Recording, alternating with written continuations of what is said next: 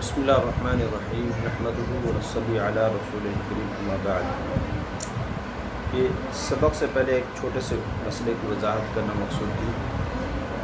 کہ گزشتہ ویڈیو میں نے پانی پیا تو دائیں ہاتھ سے پانی پیا، لیکن وہ لگ ایسے رہا تھا کہ جس میں بائیں ہاتھ سے پانی پی رہا ہوں، واضح لگ رہا ہے ایسے، اور کسی نے مجھے متنبہ کیا تو میں پریشان بھی ہوا، بھئی پانی تو میں نے دائیں ہاتھ سے پیا ہے اور پانی بائیں ہاتھ سے کیسے؟ تو پھر میں نے کوشش کرتا رہا، رات کو میں نے خود بھی دیکھا تو ایسے لگ رہا تھا، لیکن بعد میں پتہ چلا کہ یہ جو ہے یہ موبائل کے سسٹم کا مسئلہ ہے۔ اب اسے آپ دیکھ سکتے ہیں کہ یہ جو اس وقت یہ میرا دایاں ہاتھ ہے اور یہ میری الماری ہے پیچھے دائیں ہاتھ کی طرف، تو یہ میرے دائیں ہاتھ کی طرف ہے، بائیں ہاتھ کی طرف نہیں ہے، اور ویڈیو میں آپ دیکھ سکتے ہیں جیسے رہتے جیسے بائیں طرف ہے اور میں پانی بائیں ہاتھ سے پی رہا ہوں، حالانکہ بالکل ایسا نہیں ہے۔ یہ الماری ہے، یہ میرا دایاں ہاتھ ہے اور یہ الماری جو پیچھے ہے یہ بائیں میرے دائیں طرف ہے اور اس میں کتابیں رکھی ہیں، یہ دیکھ سکتے ہیں، یہ بھی میرے دائیں طرف ہے، بائیں طرف نہیں ہے۔ اور البتہ ویڈیو شاید وہ موبائل کا ایسا مسئلہ ہے، موبائل کی وجہ سے ہے، تو وہاں لگ رہا ہے کہ میں بائیں ہاتھ سے پانی پی رہا ہوں، اور کسی نے مجھے متنبہ کیا تو بائیں ہاتھ سے میں پانی نہیں پی رہا بلکہ دائیں ہاتھ سے پانی پی رہا ہوں، وہ شاید موبائل کی وجہ سے، اس لیے جو کسی ساتھی کو اگر اشکال ہو تو میں پہلے وضاحت کر دی ہے کہ یہ الماری پیچھے جو ہے یہ میرے دائیں طرف ہے، بائیں طرف نہیں ہے، اور ویڈیو میں بھی ایسے دکھ رہا ہے جیسے میں بائیں ہاتھ سے پانی پی رہا ہوں، اور جو ہے یہ الماری بھی بائیں طرف، حالانکہ بائیں طرف نہیں ہے، یہ شاید موبائل کی وجہ سے ایسے لگ رہا ہے، تو اس لیے میں نے کہا پہلے وضاحت کر دی۔ اعوذ باللہ من الشیطان الرجیم، بسم اللہ الرحمن الرحیم۔ یا ایھا الذین آمنوا کتب علیکم الصیام کما کتب علی الذین من قبلکم لعلکم تتقون ایاما معدودات فمن کان منکم مریضا او علی سفر فعدۃ من ایام اخر وعلی الذین یطیقونہ فدیۃ طعام مسکین فمن تطوع خیرا فهو خیر لہ وان تصوموا خیر لکم ان کنتم تعلمون۔ جی پچھلے ماہ اس میں تھی کہ کسی نے اگر وصیت کی اپنے مال کی، کل مال کی اگر کسی نے وصیت کر دی اور میراث کے مسائل چل رہے تھے تو آیا اس میں کیا حکم تھا؟ اگر کسی نے اپنے مرنے سے پہلے کل مال کی وصیت کر دی ہے تو کل مال کی وصیت نہیں ہوتی، یہ با اتفاق امت اب بھی باقی ہے۔ ہاں وارثوں کی اجازت سے ایک تہائی سے زائد کی بلکہ پورے مال کی بھی وصیت جائز ہے اور قابل قبول ہے، لیکن اگر ورثاء اجازت نہیں دیتے تو ایک تہائی مال میں وصیت تو جائز ہو جائے گی، اس سے زیادہ میں نہیں۔ اور آدمی کو جو ایک تہائی مال میں وصیت کرنے کا حق دیا گیا اپنی زندگی میں، اس کو یہ بھی حق رہتا ہے کہ اس وصیت میں کچھ تبدیلی کر دے یا بالکل ختم کر دے۔ شروع میں اس نے وصیت کی تھی، اس کے بعد اس نے کہا جی سارا آپس میں تقسیم کر لینا، یہ وصیت ختم ہے، یا کوئی اور وصیت کی یا کم و بیش کی، تو یہ اپنی زندگی میں تو کر سکتا ہے لیکن مرنے کے بعد اس میں کوئی تبدیلی نہیں کر سکتے۔ مستقل میراث کے مسائل میں یہ تفصیل چلتی ہے۔ فرمایا اے ایمان والو، تمہارے اوپر بھی رمضان کو روزے کو فرض کیا گیا ہے جیسے تم سے پہلے ان لوگوں پر فرض کیا گیا تھا جو آپ سے پہلے تھے، جیسے کہ تم سے پہلے لوگوں پر فرض کیا گیا، یعنی اس سے مطلب یہ نہیں ہے کہ رمضان المبارک کا مہینہ اللہ تعالیٰ نے اس امت پہ یہاں تھوڑی سی تبدیلی ہے اوقات کے اعتبار سے اور اجر و ثواب کے اعتبار سے، اس کا اجر کتنا ہے، ثواب کتنا ہے، اور وہ پہلے لمبا روزہ رکھتے تھے۔ اور ایک دو مسئلے ہیں، تو فرمایا پچھلی امتوں میں روزہ کا حکم، روزے کی فرضیت کا حکم مسلمانوں کے کو ایک خاص مثال سے دیا گیا، حکم کے ساتھ یہ بھی ذکر فرمایا کہ یہ روزے کی فرضیت کچھ تمہارے ساتھ خاص نہیں، پچھلی امتوں پر بھی روزے فرض کیے گئے تھے، اس سے روزے کی خاص اہمیت بھی معلوم ہوئی، اور مسلمانوں کی دلجوئی کا بھی انتظام کیا گیا کہ روزہ اگرچہ مشقت کی چیز ہے مگر یہ مشقت تم سے پہلے بھی سب لوگ اٹھاتے آئے ہیں۔ طبعی بات ہے کہ مشقت میں بہت سے لوگ مبتلا ہوں تو وہ ہلکی معلوم ہونے لگتی ہے، جیسے کہنا کہ ایک بچے کو کان پکڑا دیں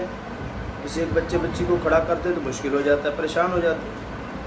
اب سب بچے کان پکڑ لو، سارے طالب علم کان پکڑ لیں تو کیا ہوتا ہے، کان پکڑ لیتے ہیں تو پکڑے ہوتے ہیں اور نیچے سے ہنس بھی رہے ہوتے ہیں۔ البلیۃ اذا عامت طابت، جب مصیبت عام ہو جاتی تو اچھی بھلی لگنے لگتی ہے۔ اب یہ سب مسلمان اس طرح کرتے اس لیے اس کو مشکل نہیں ہے۔ تو فرمایا الذین من قبلہم، عام ہے، حضرت آدم علیہ السلام سے لے کر حضرت خاتم الانبیاء علیہ السلام تک کی تمام شریعتوں اور امتوں کو شامل سے پہلے معلوم ہوا کہ جس طرح نماز کی عبادت سے کوئی شریعت اور کوئی امت خالی نہیں رہی،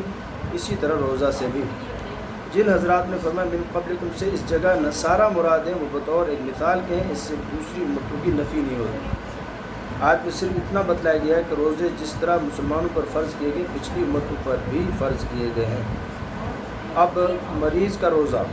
اور بھی باتیں ہیں کچھ۔ مریض تو فمن کان منکم مریض ہے، مریض سے مراد وہ مریض ہے جس کو روزہ رکھنے سے ناقابل برداشت تکلیف پہنچے یا مرض بڑھ جانے کا قوی اندیشہ ہو۔ بعد کی آیت ولا یرید بکم العسر میں اس طرح اشارہ موجود ہے۔ جمہور فقہاء امت کا یہی مسئلہ ہے۔ اب مسافر جو ہوتے ہیں اکثر سفر میں روزہ چھوڑ دیتے ہیں۔ اب اس سے کیا ہے، یہاں لفظ مسافر کے بجائے اعلیٰ سفرین کا لفظ اختیار فرما کر کئی اہم مسائل کی طرف اشارہ فرمایا۔ اور یہ کہ مطلقاً لغوی سفر یعنی اپنے گھر اور وطن سے باہر نکل جانا روزہ میں رخصت سفر کے لیے کافی نہیں ہے، بلکہ سفر کچھ طویل ہونا چاہیے۔ اعلیٰ سفرین کا مطلب مفہوم یہ ہے کہ وہ سفر پر سوار ہو، بل ایسا مشقت والا سفر جس سے یہ سمجھا جاتا ہے کہ گھر سے 10-5 میل دور چلا جانا مراد نہیں، مگر یہ تحدید کہ سفر اتنا طویل ہو قرآن کے الفاظ میں مذکور نہیں ہے۔ رسول کریم صلی اللہ علیہ وسلم کے بیان اور صحابہ کے تعامل سے امام اعظم ابو حنیفہ رحمہ اللہ اور بہت سے فقہاء نے اس کی مقدار 3 منزل یعنی وہ مسافت جس کو پیادہ سفر کرنے والا بآسانی 3 روز میں طے کر سکے قرار دی ہے، اور بعد کے فقہاء نے میلوں کے حساب سے 48 میل لکھے ہیں۔ سمجھ آ رہی؟ اب آج کل جو ہے روزہ چھوڑ دیتے ہیں، حالانکہ یہ اس وقت تھا کہ جب پیدل سفر ہوا کرتے تھے یا اونٹ وغیرہ کے سفر ہوا کرتا تھا، تو یہ اس وقت تھا۔ اب چونکہ گاڑیاں ہیں، یہاں سے اڈے پہ آپ جاتے ہیں بائک پہ موٹر سائیکل پہ پہنچ جاتے ہیں یا کار پہ آپ کو پہنچا دیا جاتا ہے۔ اڈے اسٹیشن ایئرپورٹ سے آپ جہاز پہ بیٹھتے ہیں، گاڑی کار ریل گاڑی پر بیٹھتے ہیں یا بس پہ، تو سب اے سی لگے ہوئے، تقریباً سب اے سی ہیں۔ اکا دکا بندہ چند ایک جو تو بغیر اے سی والے پہ ہوتے ہیں، اور سہولتیں موجود ہیں۔ جو پہلے دنوں میں سفر طے ہوتے تھے اب وہ گھنٹوں میں طے ہو جاتے ہیں۔ اب صبح بیٹھتے دوپہر کو پہنچ جاتے ہیں، دوپہر کو بیٹھتے شام کو پہنچ جاتے ہیں۔ تو ایسے سفر میں روزہ نہیں چھوڑنا چاہیے، روزہ رکھنا چاہیے۔ اگر طبیعت خراب ہے اور مجبوری ہے تو پھر جو ہے اگر روزہ چھوڑ دیا اس کو گناہ تو نہیں ہوگا، رکھنا پڑے گا، لیکن اس کا مطلب یہ ہے کہ جگہ جگہ کھاتے پیتے رہیں، اڈے پہ کھاتے پیتے رہیں، گاڑی میں بیٹھے تو کھا پی رہے ہیں۔ جو روزے دار لوگ ہیں ان کو بھی تکلیف ہو رہی ہوتی ہے، اور رمضان مبارک کا احترام چھوڑا جا رہا ہوتا ہے اور وقار انسان کا خراب ہو جاتا ہے۔ اگر فرمایا شہر رمضان الذی،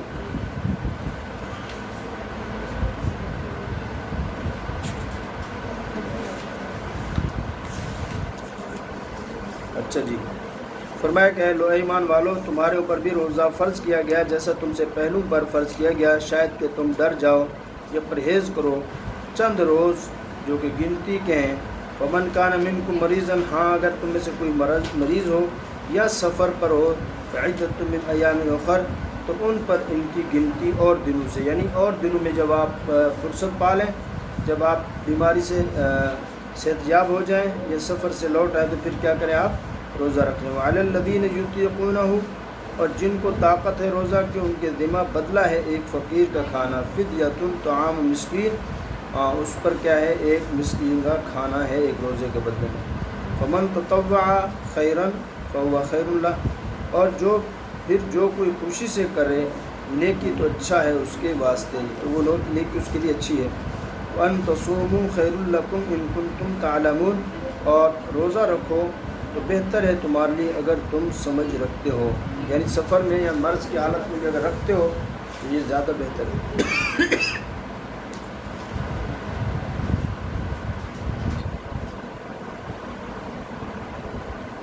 اب اجازت کا مطلب یہ نہیں ہوتا کہ جی روزہ جب اللہ نے رخصت دی تو کیوں رکھیں روزہ، رکھنے سے منع نہیں فرمایا، روزے کی چھوڑنے کی اجازت دی ان مرضوں میں، ان تکلیفوں میں، صرف سہولت کے لیے کہ انسان جو ہے وہ سہولت سے کام لے۔ شہر رمضان الذی انزل فیہ القرآن ھدی للناس، اور فرمایا کہ رمضان کا مہینہ وہ جس میں نازل ہوا قرآن یہ ہدایت ہے،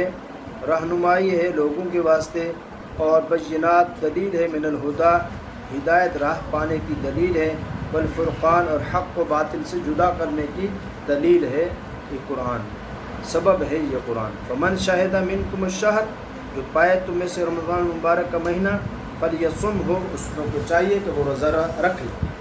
ومن کان مریضا او علی سفر فعدۃ من ایام اخر، ہاں اگر کوئی مریض ہو جس مرض میں وہ روزہ رکھنا اس کے لیے بہت مشکل یا بیماری بڑھ جانے کا خطرہ ہو،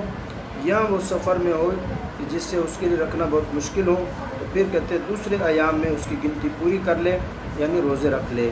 یرید اللہ بکم الیسر ولا یرید بکم العسر، یہ اللہ تعالیٰ تمہارے لیے آسانی پیدا فرماتے ہیں، مشکل پیدا نہیں کرتے۔ اگر فرما دے بھائی ہر حال میں تم نے روزہ رکھنا ہے، تو بیماری میں کیسے روزہ رکھتا،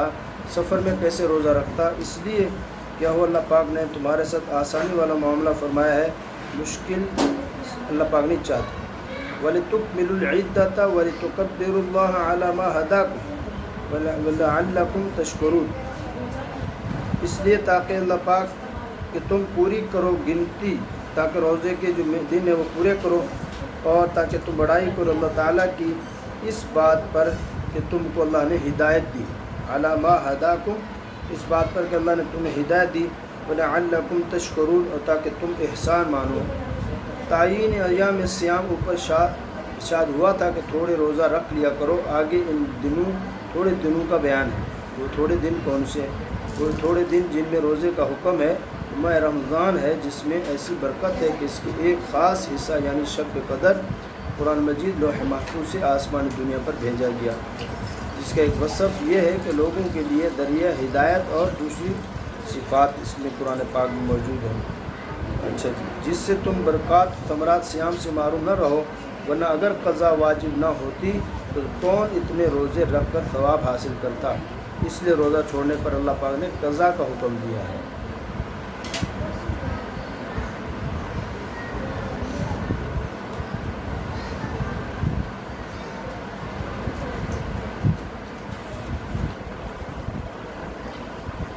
اذا سألك عبادی عنی فإنی قریب، اور فرمایا کہ جب تیرا بندہ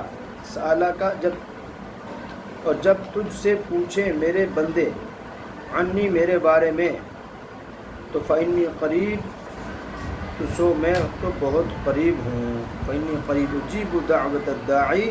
اور میں خود قبول کرتا ہوں دعا مانگنے والی کی دعا کو، اذا دعانی، جب وہ مجھ سے دعا مانگے، فلیستجیبوا لی، اور چاہیے کہ وہ حکم مانے میرا، ولیؤمنوا بی، اور یقین لائے مجھ پر، لعلہم یرشدون، تاکہ نیک راہ پر آئیں، تاکہ وہ نیک راہ پر چلیں۔ اس لیے کیا کہا، فرمایا کہ وہ ان کو آپ بتائیں میں ان کے قریب ہوں، اور جب وہ پکارتے ہیں تو میں ان کی پکار سنتا ہوں اور ان کی دعا کو قبول کرتا ہوں۔ جی، رمضان کے فضائل میں چل رہا ہے، تو یہاں کیا للصائم عند فطرہ دعوۃ مستجابہ، کہ دعا جب انسان کرتا ہے ویسے بھی اللہ پاک سنتے ہیں، قبول فرماتے ہیں، لیکن رمضان مبارک کے روزے افطار کرنے کے وقت جو دعا ہے وہ اللہ ضرور قبول فرماتے ہیں۔ للصائم، فرمایا روزہ دار کے لیے، عند فطرہ،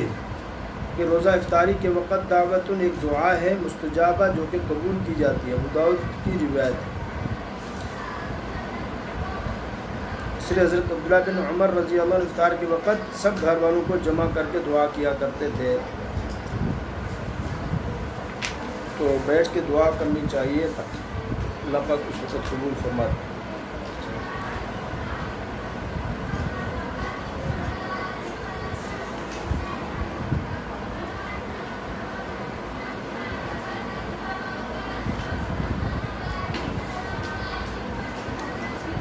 فرمایا انی قریب، جو فرمایا اس طرف بھی اشارہ کر دیا کہ دعا آہستہ اور خفیہ کرنا چاہیے، دعا میں آواز بلند کرنا پسند نہیں، بعض رات کہتے ہیں آہستہ دعا کرنی چاہیے۔ ابن کثیر رحمہ اللہ نے آیت کے شان نزول یہی ذکر کیا کہ کسی گاؤں والے نے رسول اللہ صلی اللہ علیہ وسلم سے سوال کیا کہ ہمارا رب اگر ہم سے قریب ہے تو ہم دعا آہستہ آواز سے مانگا کریں، اور دور ہو تو بلند آواز سے پکارا کریں۔ اس پر اللہ پاک نے کیا فرمایا، کہ میں خود قریب ہوں، سنتا ہوں، یعنی دعا آہستہ مانگی جائے، بآواز بلند نہ ہو۔